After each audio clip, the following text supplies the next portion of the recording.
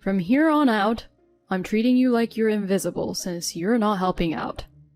Just like that, my husband declared and started giving me the cold shoulder. My morning greetings got no response. My goodbyes as he left for the day were met with silence. He couldn't even muster a thank you before dinner, just quietly wolfed down his food.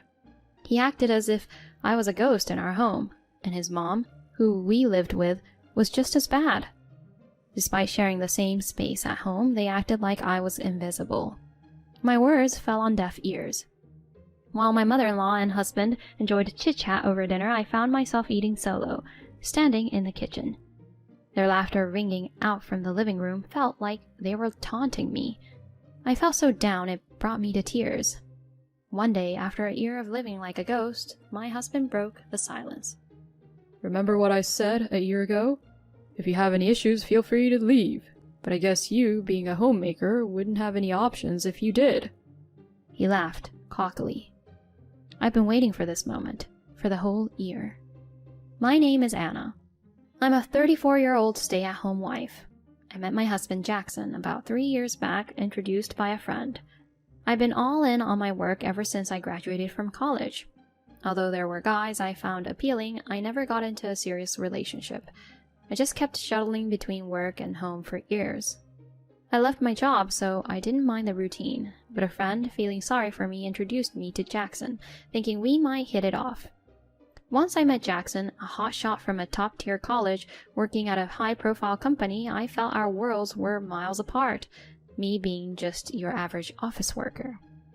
My friend mentioned he was quite the catch and had a string of women after him. But for some reason, he seemed to take a shine to me and asked me out after a few meetups. I was warming up to him too, so I said yes to dating. Before long, marriage talk was in the air, and within a year of dating, both our families had met. Jackson doesn't have a dad. I was told he left after a divorce when he was a kid. That's why he seemed to adore his mom so much, and was pretty insistent on living together after we got married. Honestly, the idea of living with his mom was a little tough to swallow. She didn't seem nasty, but sharing space with someone who was essentially a stranger takes some getting used to. Plus, her place was a bit of a hike from where I worked. My commute was stretched to over 2 hours. I planned to keep working after getting married, but living together meant I'd have no choice but to quit. Sensing my hesitation, Jackson promised me time and again that he'd do everything to make me happy. I decided to trust him. Finally, I made the call to move in with his mom. After we made it official, I quit my job and moved into his mom's place. She greeted me with a warm smile, and Jackson couldn't thank me enough for agreeing to live together. Maybe we could make it work. I felt incredibly hopeful back then. After quitting my job, I threw myself into housework and mingling with the neighbors. Picking up home cooking tips from my mother-in-law and gossiping about supermarket bargains with the neighbors was a fun change of pace. One day, Jackson came home looking wiped out. It was rare to see the typically cheerful Jackson like this, so I was a bit concerned. "Welcome home, honey. You okay? Tough day at work?" He responded, "Yeah, it was," and let out a heavy sigh. Then looking me in the eye, he said, "Anna, I need a favor. I feel lousy and embarrassed even asking, but..." He had this serious look on his face. "Hey, we're a team. Spill the beans. I'll do whatever I can to help." My response brought a faint smile to his face. "Well, I need help with work. I'm heading a new project and drowning in paperwork. I just need you to sort out some stuff I've collected online. Can you handle that?" Well, that's a bit anticlimactic. With that intense expression, I was expecting something much more serious. "That's it? Of course I'll help. I've been adapting to this lifestyle and was actually contemplating trying something new." So from that day, I started pitching in with random tasks like organizing paperwork whenever I had spare time. It felt great to lend a hand to my dear husband.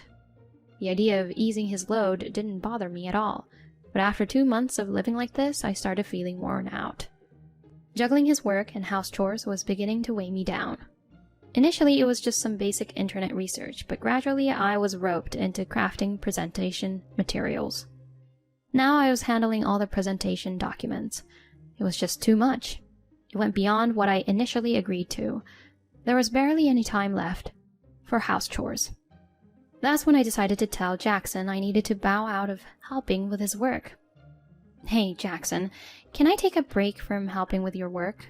It's tough managing house chores and prepping presentation materials simultaneously. If it's absolutely necessary, I can stick to light research like before. As we snuggled in bed, ready to call it a night, I turned to Jackson lying beside me. Suddenly, he sat bolt upright. Startled, I sat up too. He looked at me, his face hardening within seconds. Don't spring that on me now. I've been relying on your help to drive this project, but I guess a homemaker like you wouldn't get it. He shot back with a touch of sarcasm. I was stunned.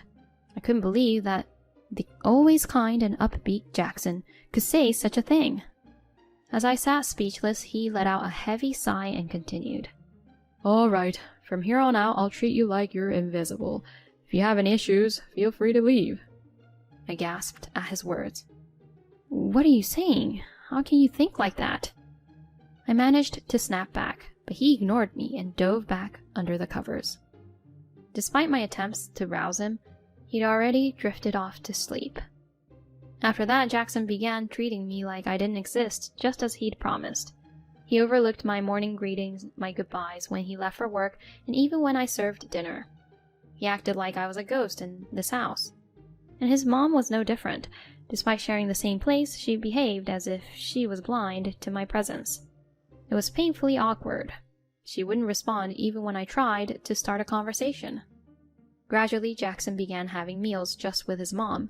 While the two of them enjoyed dinner together, I ate alone in the kitchen, standing up. Their laughter from the living room felt like a cruel joke, and it was so sad that I felt like crying. But maybe some of this was on me. If I had been better at juggling house chores and assisting Jackson, this wouldn't have happened. Maybe he's just fuming now and will cool down with time. With those thoughts, I didn't muster up the courage to put my foot down, and all I could do was endure. Those hard days rolled on, and before I knew it, nearly a year had passed. As was the norm, Jackson and my mother-in-law carried on ignoring me.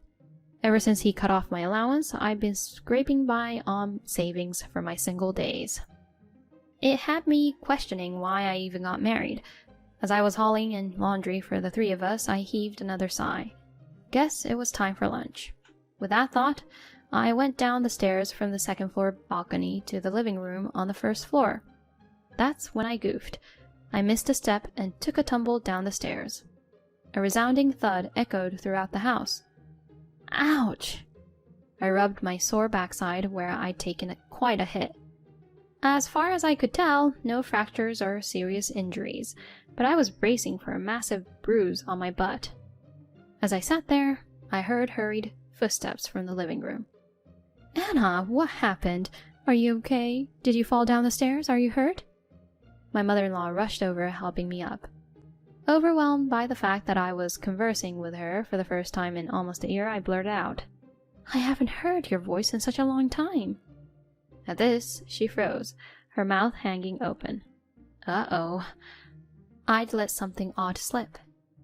Quick on my feet, I covered it up with a cheerful tone. I'm not hurt. I'm all good. Sorry to worry you. But it's really nice to talk to you after such a long time. Just kidding. Hoping to lighten the mood, I threw in a playful quip. For some reason, she looked like she was about to burst into tears.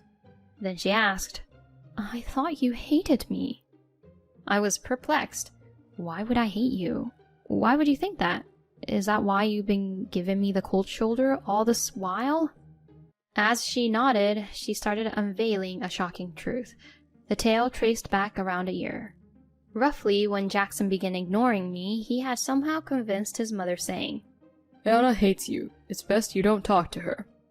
It appeared he didn't take kindly to my not obeying his every word. Maybe he was trying to discipline me or control me by isolating me at home. I never dreamed that Jackson, ever so kind and adored by everyone, could do such a horrific thing. And his mom, also kind-hearted, never imagined her son could lie and wholeheartedly believed that I despised her. I really like you. I like the mom who shared her cooking secrets with me, the mom who welcomed me with open arms. When I said this, she covered her mouth and nodded several times. It seemed like she believed me. I'm sorry, Anna. I should have verified it with you first. When Jackson gets back from work today, let's confront him about this. Cheerfully, my mother-in-law apologized and promised to have a conversation with her son. After that, we spent a lot of time catching up. It was the most enjoyable time I've had in recent memory. Then, Jackson came back from work. He looked taken aback for a moment seeing me and his mom chatting away, but soon shrugged it off and fetched a beer from the fridge as if nothing was amiss. Jackson, sit down. You know what we need to talk about, don't you? She said this calmly. Beer in hand, he wordlessly took a seat at the table. Jackson, stop tormenting Anna. Apologize to her right here, right now. When his mother said this, he snorted. What? I didn't bully her. Got any evidence? Show me the proof. He scoffed, looking incredibly self-assured. Indeed, there was no hard evidence. It's not like I had footage of being sidelined or recordings of him fibbing to his mom. Both his mom and I were at a loss for words when he continued. Anna, do you really despise me that much? Didn't I suggest the same thing a year ago? If there's an issue, leave. But I guess you, being a homemaker, wouldn't have many options if you did. He was right. I wouldn't be able to fend for myself if I left, since I have no income. Even though my parents are still around, my sister and her husband are living with them, so there's no space for me there. But I've had it. I can't be with you any longer. Okay, I'll go. Wait, Anna, wait! I brushed off my mother-in-law's pleas to halt and began packing. I stuffed only the clothes and toiletries I'd need immediately into my overnight bag. Thanks for everything up to now. Do whatever you want. You'll be crawling back soon anyway. Amid his abusive jeers, I left my in-laws' house. Fast forward a week, I was lodging at a hotel near the terminal station. I was swamped with various tasks I needed to sort out for my future. Just when things were starting to settle, my phone rang with an alarmingly fierce call from Jackson. I ignored it for a bit, but ultimately picked up around the 10th call. Hey Jackson, how's life? Don't play dumb. It was all you. He yelled so loudly that I feared my eardrums would rupture. It was so loud that I had to distance my smartphone from my ears slightly. What are you on about? The letter. The blasted letter. You wrote that I'm a bully and a shirker and mailed it to the company. What on earth were you thinking? Oh, really? I had no idea, but that sounds tough. I lied. Just as he had said, I had mailed the postcard. After leaving my in-laws' house, I had written a letter to Jackson's workplace. Jackson shoves his work onto others. Jackson abuses his wife. Jackson is a liar. And I embellished more things in glaring red letters. Don't screw with me. Thanks to you, I'm on suspension. Me, a rising star? What the heck? I'm under house arrest until they can substantiate the claims. I just delegated work to an inept underling. I merely gave a worthless wife a purpose in life. The genial and kind-hearted Jackson was long gone. He was likely shouting with a demonic expression while yanking his hair out. If you claim so, you must have proof, right? Go on, show me the evidence. The evidence that I mailed the letter. I retorted with the exact words he had thrown at me just days ago. His fury peaked and he started shrieking, unintelligibly. There was no reasoning with him anymore. So I just ended the call saying, "Well, I'll hang up then." The following day, I swung by my in-laws' house to discuss the future with Jackson. We hadn't scheduled anything, but since it was Sunday, he should be home. I let myself in using a spare key. I didn't see my mother-in-law's shoes. She might be out shopping. In place of her shoes at the entrance, there were unfamiliar high heels. As I was pondering if it could be, I heard noises coming from the master bedroom. I had an ominous feeling, so I dumped my bags in the hallway and started filming with my phone as I approached the bedroom. Amid the clattering noise, I could hear the voices of a man and a woman. I braced myself and thrust open the bedroom door. There was Jackson in the nude, and an unknown woman sprawled on the bed. The woman spotted me and let out a startled squeal. Then Jackson also gasped. Whoa, Anna? Oddly enough, I felt incredibly composed, so I decided to just quietly keep the camera rolling. The woman, in a state of panic, quickly gathered the scattered clothes on the bed to cover herself. Jackson, is she the wife? You're joking, right? You said you divorced her 6 months ago. You said you were going to marry me. So not only was this guy tormenting me, he was cheating too. He must have thought I was the perfect little housemaid. No, it's not like that. It's not what it seems. He was muttering incoherently. And then the woman decided to just get dressed and scram, declaring that they should break up. Silence engulfed the room. When I addressed Jackson, his shoulders twitched. Then he sprang out of bed and started begging for my forgiveness. What a laughable sight. I'll do anything. Just please don't share that video. He seemed truly terrified. He must have been shocked by how well my letter strategy worked. So you'll acknowledge your wrongdoings and agree to divorce me? After all, I have evidence now. When I proposed this, he responded with a barely audible Yes. Sometime later, Jackson and I officially got divorced. Of course, I sought alimony, which he agreed to pay in one go. He was demoted after his superiors discovered he was shirking his work onto his colleagues. Moreover, his reputation at work plummeted due to rumors about him mistreating his wife and our divorce. Jackson, always a stickler for appearances, couldn't bear it and ended up quitting his job. Now he seems to be living a hermit's life in his mother's house. His mom decided to continue living with him to make amends for the hassle he caused his wife, keeping tabs on his lifestyle and attempting to reshape his behavior. I do feel a tad sorry for his mother, who's blameless in this whole fiasco, but I think I'll kindly accept her gesture. As for me, I managed to go back to the company where I used to work. Apparently, there was an unexpected resignation. And, by sheer coincidence, it was in the department I used to be a part of. While it feels like I've circled back to the starting point, I've resolved to face life head-on, without harboring any resentment. That's the vow I've made.